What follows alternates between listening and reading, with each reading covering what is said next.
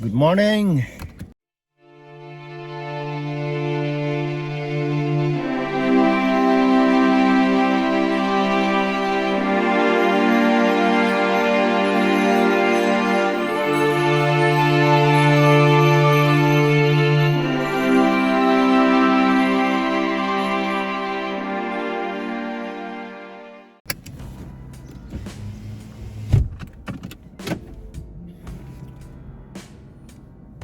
Trabaho na naman.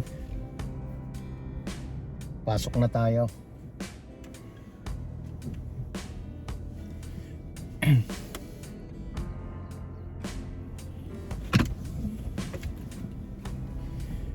So, samahan nyo ako sa aking pagpasok. At habang patungo sa ating trabaho ay samahan nyo ako. At ipapakita ko sa inyo ang aking dinadaanan every day. So every morning or every day, Monday to Friday, ganito ang routine ko.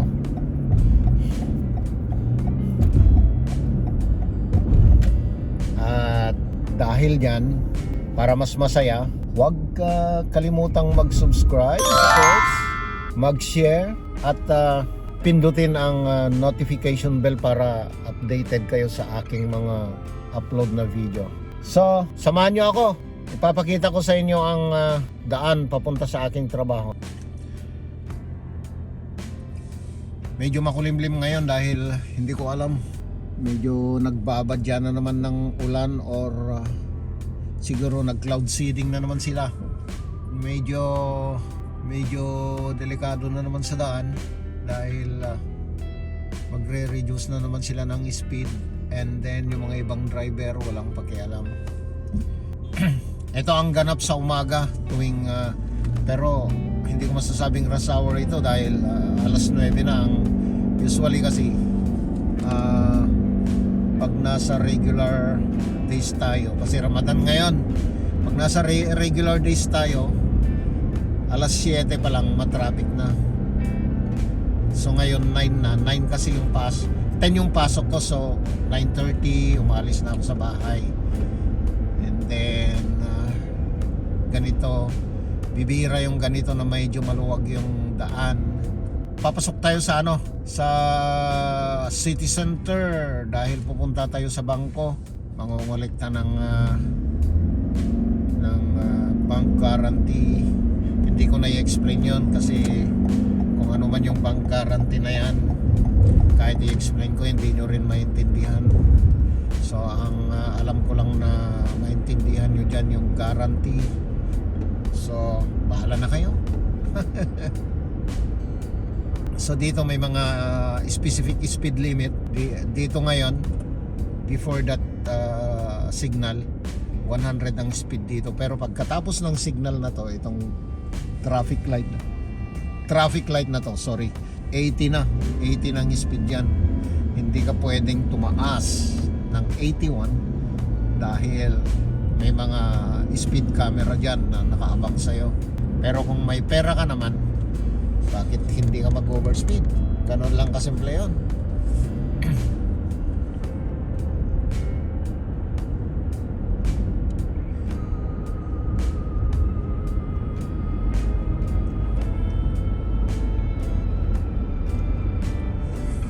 Speed natin ay 79. Sabi ko kanina hindi pwedeng lumagpas ng 80. So para safe 79 lang para iwas traffic fine.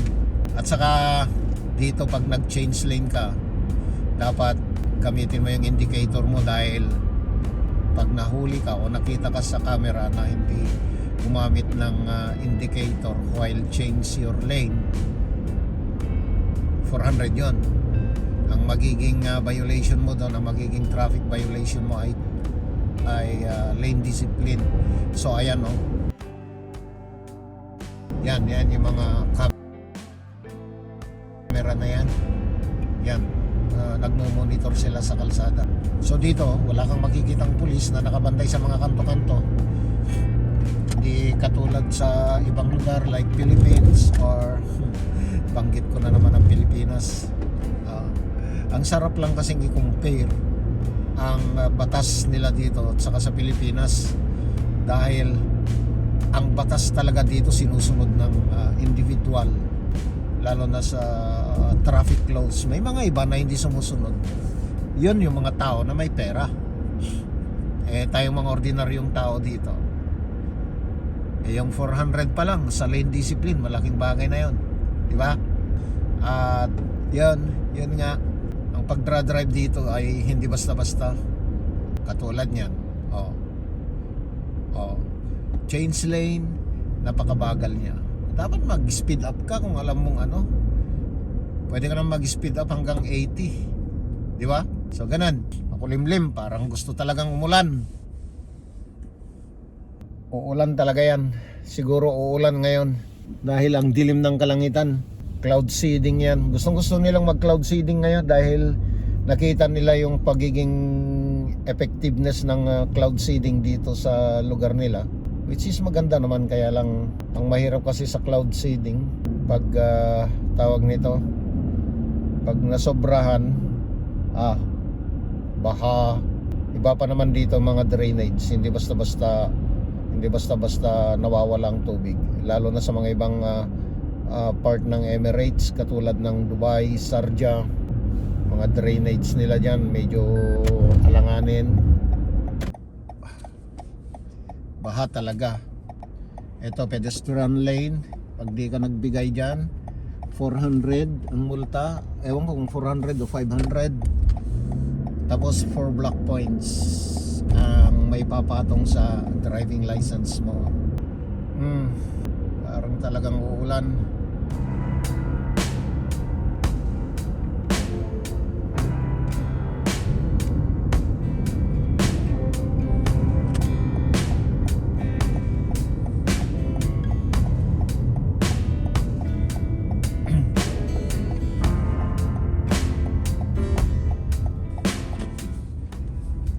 Tayo para mas maganda. Hindi ko na nilinisan tong sasakyan ko kahapon dahil tingin ko uulan pa din ngayon Nilinisan ko na lang yung loob.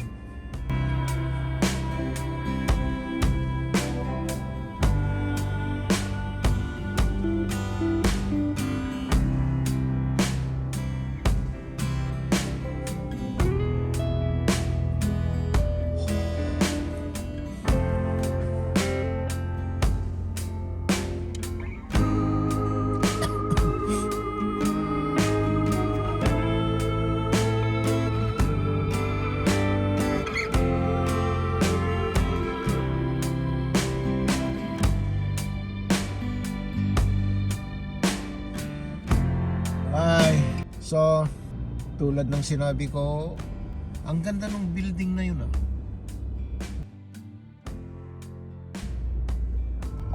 Yan, malapit na tayo sa ating pupuntahan.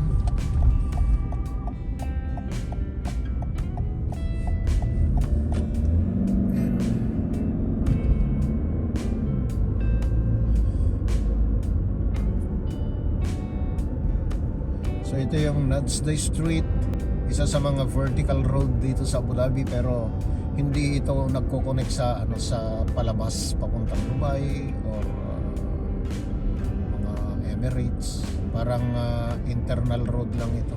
Kasi ang vertical road dito, ilan ba? Isa, dalawa, tatlo, apat, lima, anim. Anim ang vertical roads. At sa anim na yan, apat ang pwedeng mag-connect papuntang Dubai.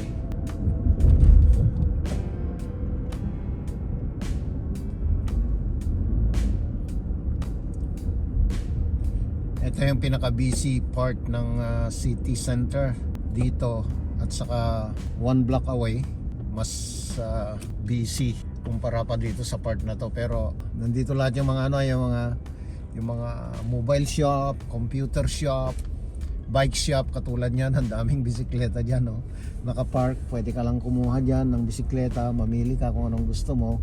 Huwag ka lang pahuhuli sa may-ari. Di ba? Dito na tayo pumarking kung may maparkingan. Kung wala talaga. Meron siguro diyan sa loob. Doon merong isa. Pasok tayo sa loob.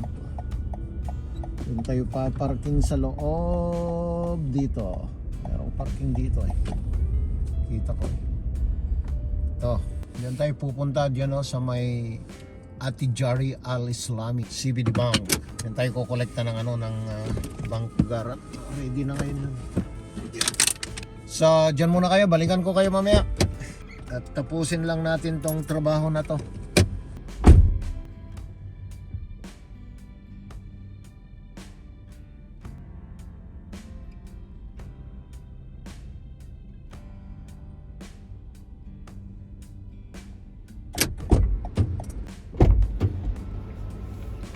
Yep! Tapos na. Nakuha na natin yung yung pakay natin. Ito siya. Hindi ko pwedeng ipakita dahil bawal.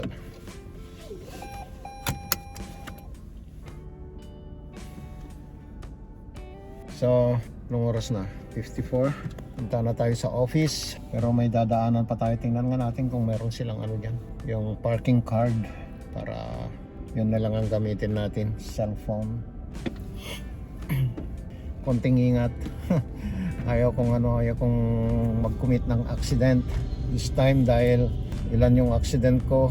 Isa, it cost me 500, and then lucky kaya nun, aksidente na yun, 500. Okay, saglit lang, balik ako mamaya.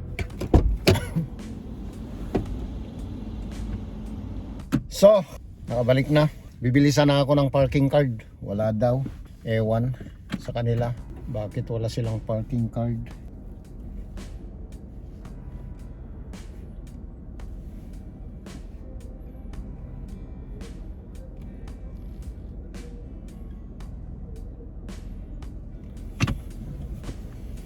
Punta na tayo ng opisina. Wala nga daw silang parking card. Ang hirap kasi yung magano ka dyan sa parking, papark ka, may barya ka, tapos may mga area na walang parking machine, so kailangan mong gamitin yung phone mo, which is gagastos ka na hindi mo ma-refund. So tingnan natin kung saan tayo makakabili nun.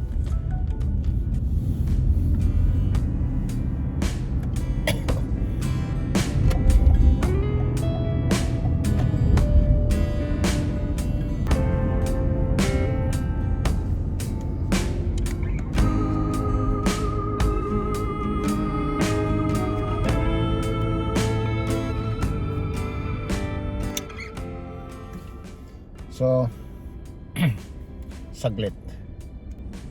But parang naging black and white yata. Let's go.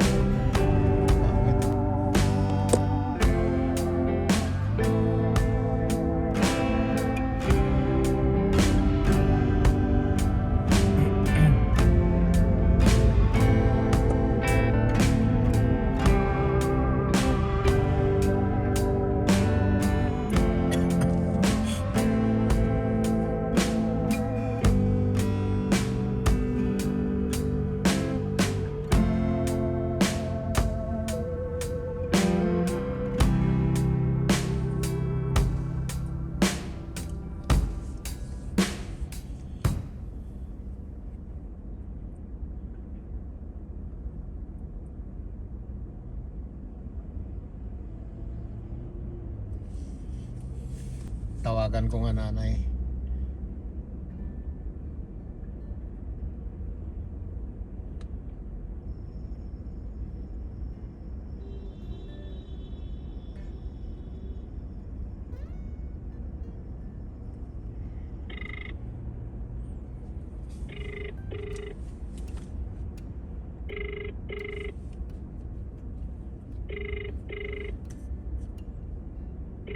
Halo?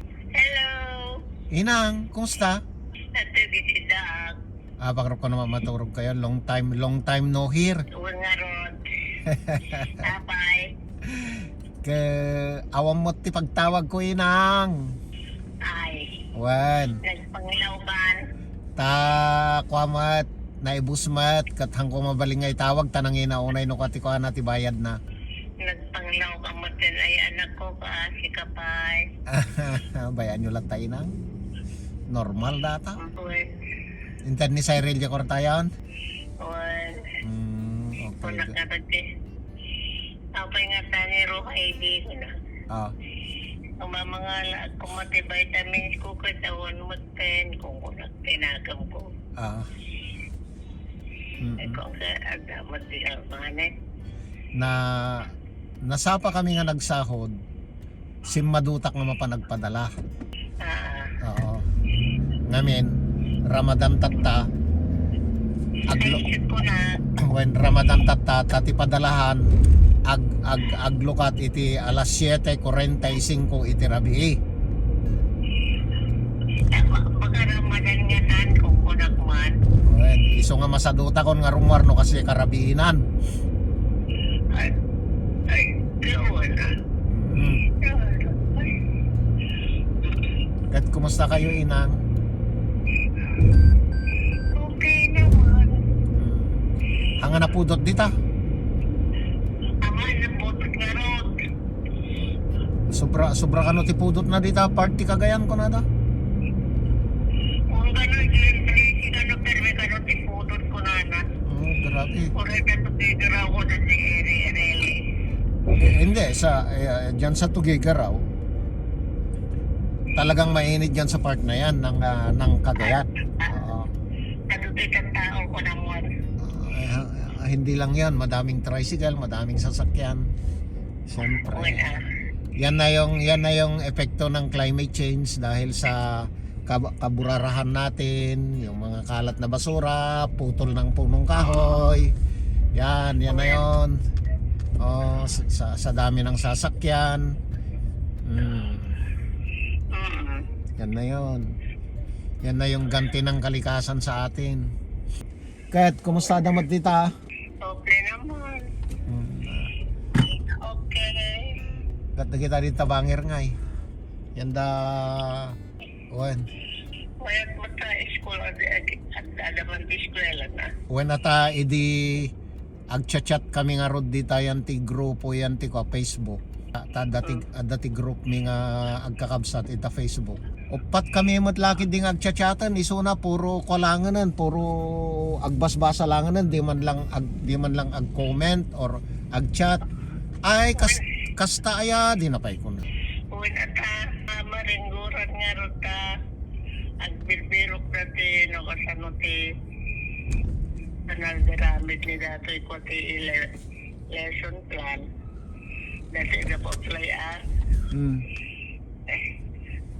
Awan, ano, di ka no mala cellphone ti kikitan ka, nagmalmalam ka no, so tigaan na, ang kikitan, awan ka no, natakot na ka medyo na, mga dala ko nga, pasla mo dyan, ay gumatanggang, kaya sa tamarigatang mga pagsapsapon. Gana na ka nun Eso, di matyatang dan Mawatak aday jay ngam ajay lang sa mong batyan ti ayan ti Facebook ka saglit lang ay kastagayam kakabsat di na pay ko na agtaktaka kami nga upat ni apay agsisin mo latan di man lang ka agkumantan kung kunamin. Alagi nga ron pasensyain yan anak mo. Anya pa nga ron agbirbirok kami ti pasensya nga tinapay kat awa mo mabirukan mi. Paminam ka di ka no mo lang nalami isin. Meron pa. Agtakapay kit digay talon. Apay nga di man lang akuan. Agbasbasa mo latan aw mula ka may baganang kung kunamin.